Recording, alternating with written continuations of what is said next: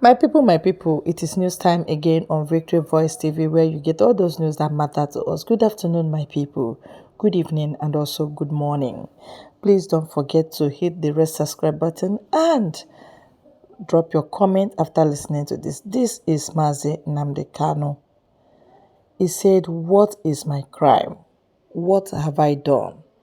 Before they crucify him, this is exactly what he discussed with Southeast governors. The demand he made, very simple. But they don't want to listen to him, but they want him to die. And most of us are now saying, Nnamdi Kanu said this, Nnamdi Kanu said that. Let us hear him out. And then you drop your comment if it is not touching to you. So you know it. And what is my crime? I had a meeting with all the governors of the Southeast. And the day I was having this meeting, this same man who was accosted in Nuremberg was upstairs listening to our conversation. Some of you don't even know what transpired when I attended that very meeting with the governors in the company of Professor Ben Wabeze and Evangelist Elliot Uko. They are my witness. They are there. What did I ask for? Do you know what I asked for?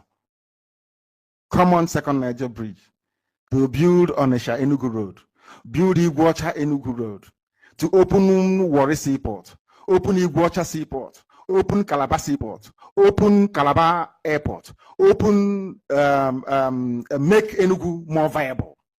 That's all I asked for. And I'll lift election boycott. That's all. I didn't even ask them to give me Biafra. Do you know these people could not take this to Asarok because they were terrified to bring infrastructure, to bring development to their own people? They were frightened of the Fulani he-goat in Asarok, which is, of course, Abakari, because then Buhari was dead and Jubilee had come in. Now you understand it very clearly. Ask them, did I ask for Biafra to warrant sending the army to come and kill me? I asked for employment opportunities for those who are unemployed, for the teeming graduates we have who cannot find work anywhere. That's what I asked for. They have the papers. Go and ask them. When you met Nnamdi Kanu in Enugu, in Ifeanyi Ugwuanyi's conference room, did he ask for Biafra? The answer is no. I asked for very common. I said, go and bring something for our people.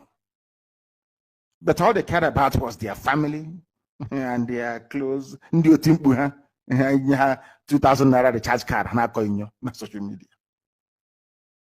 IPOB was busy dying to make your lives better. That's all we have been doing. And today, as I speak, this very night, Enugu Airport will be closed down. Has Modo complained? No. Do you know why? They want us to fly through Lagos, fly through Abuja, and every flight comes in the evening. So you lodge in a hotel. You improve the economy of the West and of the North. But we have no airport anymore. Some of you don't know this. It's all been lost in the hoo-ha about Nuremberg. And it's quite interesting that Nuremberg was where all the evil men were tried under Nazi, or during the Nazi regime after the Second World War. It's a very, it's kind of very poignant, isn't it? That's where this very mass resistance started from. I expect Yorubas to do the same thing to their corrupt politicians. And the Middle Belt the same. Fulani is gone. They have Alamajiri culture. They're a feudal system. They run a feudal system that they are impervious to reason. They can never reason. From now till the kingdom come, Fulani youths can never attack their so-called Rankadede, whatever they call them. But I'm sure Yorubas can. They should also do the same thing. Because the USA you love so much, America and Britain and Germany, they love to go and eat yam in. There are people revolted against corrupt politicians. Go and read your history books. They're all there. But all you're interested in is social media, what you can write. They stood shorty for him, gave him there.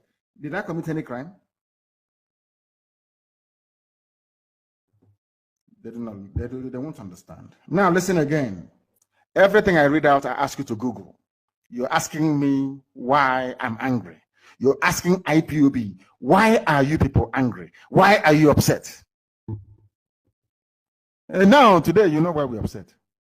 You will know why we're upset. This is another one. Pro-Donald Trump rally in Nigeria leaves 20 dead, many missing. What was our crime? Alemajiris, the Fulani people were demonstrating against Trump in Lagos and in Abuja.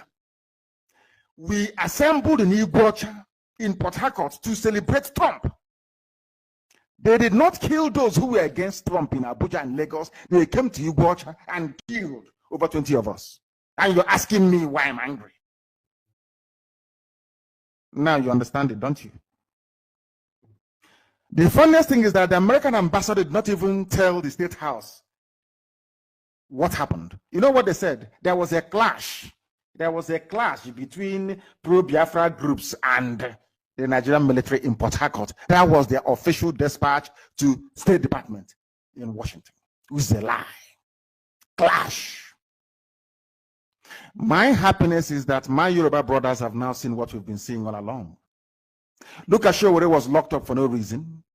People gathered to try and protest. They said, at last, they didn't say clash with. But that was exactly what happened to IPOB. Because they were writing from a position of ignorance, of which we have, of course, forgiven them. They will say it's a clash between protesters and army. We must protest. It is a constitutional right to protest. Exactly what happened in Nuremberg was a protest, only if you can say it that way. Protest against mediocrity, protest against backward politics, protest against corruption of every form, protest against politics as usual. That is how you should see it. We did it to make your lives better. I pray to Elohim to give you the discerning mind to be able to understand that. You're asking me why I'm angry. You ask IPOB, why are you angry? Why do you do what you do? Here's another reason why. Vanguard covered it. I will sabotage another war on Igbo land. Nwodo said with his mouth, I have sabotaged Biafra before. I will sabotage it again. No wonder he's helping Mietiala, his friends, by saying, his Igbo people, oh, don't worry, the world shouldn't worry. Oh, all those mothers being raped in Ebonyi. Oh, don't disturb yourself. They're being raped by their sons. His Igbo men, youths, raping their mothers. That's what they say. The same man that said, I will sabotage Biafra. This is the man you want me to respect. This is the man you want me to love. This is the man you want me to follow his lead. This is the man who has no respect for the death of over 3.5 million people that he claims to be leading. And some of you claim that you are educated. I feel sorry for education, honestly speaking. The same Ohanese. On one hand, it is Igbo youths who are causing it, but when the real culprits are, do you know why they're doing all these things to us? Because we are the ones checkmating Mieti Yala. We are the ones IPOB senators. They are our senators, our leaders. Ask them, why must we always use Lagos Seaport? You're a senator. Have you ever stood up in the House to say, I want Port Harcourt Seaport? Iguacha opened. The answer is no. How many times have they stood up to say, is the same Atlantic Ocean flowing from through Lagos and Warri and Iguacha and also Calabar? Why can't the ship stop in Calabar then?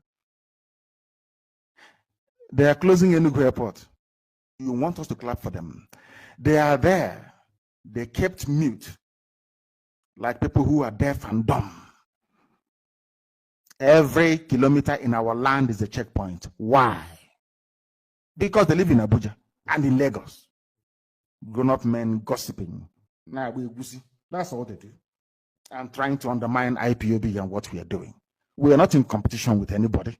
No, we are not. And can never be. When we travel, towns shut down. I never give advance notice before I travel, because if I do, there'll be no space for people. So we're not in any competition. All we are trying to do is to save our people. And we cannot be saved with a bunch of criminals and incompetent politicians at the helm of affairs. It is undoable. If other ethnic nationalities can do what we did in Nuremberg in Germany, believe you me, by this time next year, things will be different. You have 24 hours electricity. I'm telling you the truth. But they can't do it. As you know, they were denied history in school, so nobody can blame them. When you see people talking nonsense on social media, don't blame them. This is the guy they are trying to suppress so that he will die and not speak again. It will never be well with whoever has plotted evil against Nnamdi Kanu, in the open or in the secret, in the physical or in the spiritual realm. It will never be well with that person. Yes, because this voice must not cease.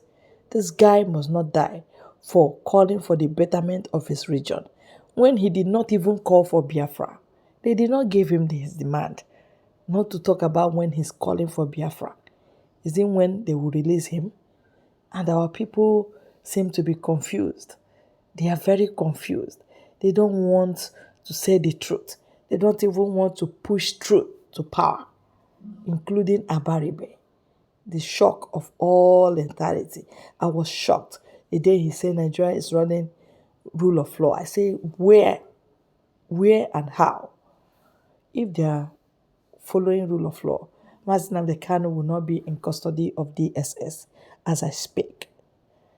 And then Igbos, the incarcerated, will not be there because everybody will face trial. And then if you win, you win. If you lose, you lose. And how will you lose when you are looking for freedom? It's your right. You will never lose. And that's why they are doing the way they are doing. Well, that brings us to the end of this very video.